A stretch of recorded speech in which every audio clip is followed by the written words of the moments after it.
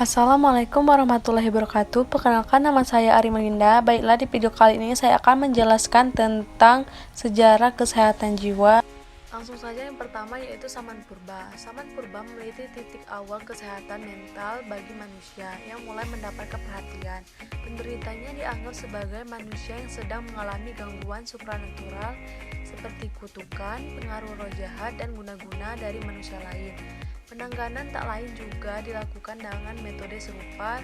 Jika penderita tidak mampu keluar dari gangguan tersebut, ia akan dibunuh dan dibiarkan sehingga lambat laun penderita akan meninggal dunia. Selanjutnya, sejarah kesehatan mental peradaban awal manusia.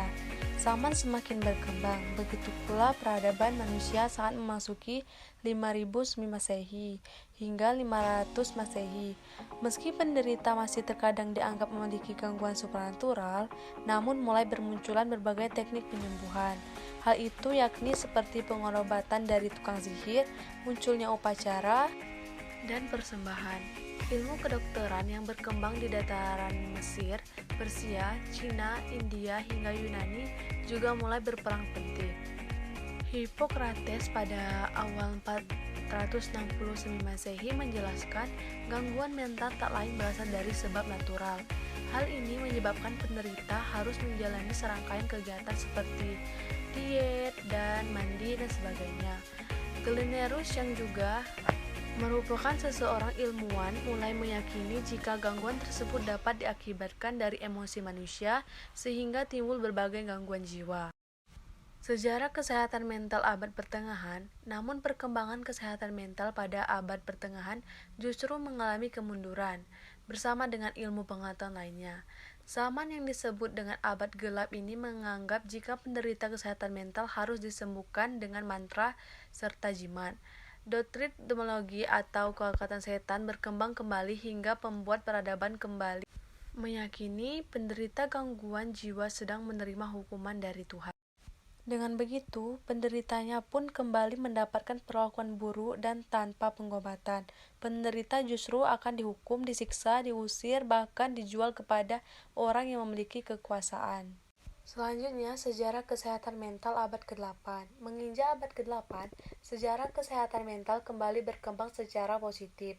Ajaran berbagai agama kepercayaan mulai meningkat, termasuk pandangan manusia terhadap kesehatan mental dan penderita gangguannya. Salah satunya yakni agama Islam yang mulai muncul teori psikiatri dan pengobatan bagi penderita gangguan jiwa. Hal ini seiring munculnya berbagai penemuan yang berkembang di dunia psikologi Muslim dan kedokteran Islam. Bahkan rumah sakit psikiatri mulai dibangun khusus penderita gangguan jiwa di daerah Persia, Rahazes, dan Baghdad. Yang selanjutnya, sejarah kesehatan mental abad ke-20. Abad ke-17 hingga 20 kian memunculkan berbagai penemuan positif dari kesehatan mental dan penderita gangguannya. Semua gangguan jiwa dipandang dari sudut demonologis kini berubah dengan pendekatan ilmiah di mana menganggapnya sebagai penyakit. Hal ini didukung oleh berbagai gerakan para ilmuwan yang melawan terhadap pemasukan para korban gangguan jiwa.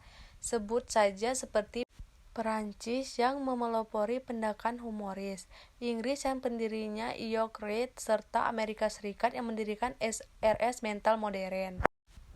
Perhatian terhadap penderita gangguan jiwa kian meningkat seiring bermunculnya berbagai gerakan. National Committee for Mental Hygiene memicu berbagai riset di bidang fisiologi dan memulai memelopori pendekatan psikiatri. Hingga dunia pun akhirnya sepakat untuk mendirikan World Federation for Mental Health pada tahun 1948 setelah dirumuskan Undang-Undang Kesehatan Mental Nasional oleh Kongres Amerika Serikat.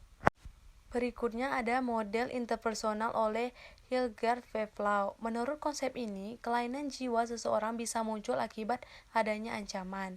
Ancaman tersebut menimbulkan kecemasan, asistental timbul dan alami seseorang akibat adanya konflik sehingga berhubungan dengan orang lain interpersonal. Berdasarkan teori ini, klien adalah individu dengan kebutuhan perasaan dan keperawatan adalah proses interpersonal dan terapeutik. Adapun 6 peran perawat yang harus dilaksanakan kepada klien menurut Peplau. Yang pertama, sebagai orang asing. Yang kedua, peran sebagai narasumber. Yang ketiga, peran sebagai pengajar. Yang keempat, peran sebagai kepemimpinan. Yang kelima, peran sebagai wali. Yang keenam, peran sebagai penasehat. Permasalahan yang mengakibatkan gangguan interpersonal menurut Peplau, ansietas berat yang disebabkan oleh kesulitan mengidentifikasi pengalaman interpersonal yang lalu dan sekarang. Ansietas terjadi apabila komunikasi dengan orang lain mengancam keamanan fisiologis dan biologis individu. Dalam permasalahan interpersonal, seseorang individu akan menampakkan perilaku di antaranya individu merasa tersaingi, merasa kecemasan yang berlebihan, senang menyendiri, dan enggan membicarakan permasalahan yang dialaminya. Sebagai perawat, kita memiliki peran dalam melakukan terapi. Yang pertama yaitu sharing experiences, berupa melakukan sharing mengenai apa yang dirasakan klien, apa yang biasa dicemaskan oleh klien, serta berhubungan dengan orang lain. Yang kedua, terapi use 4 and relationship. Perawat berupaya bersikap empati dan turut merasakan apa yang dirasakan oleh klien. Yang ketiga, perawat memberi respon verbal yang mendorong rasa aman klien dalam berhubungan dengan orang lain.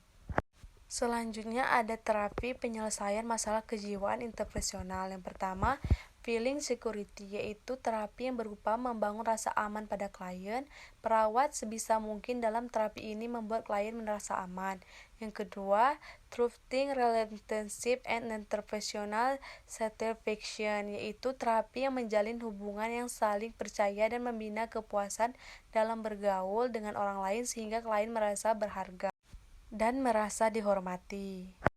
Terus selanjutnya ada tahapan interpersonal menurut Peplau. Yang pertama yaitu fase orientasi, di mana pada fase ini perawat dan klien melakukan kontrak awal untuk membangun kepercayaan dalam proses pengumpulan data pasien.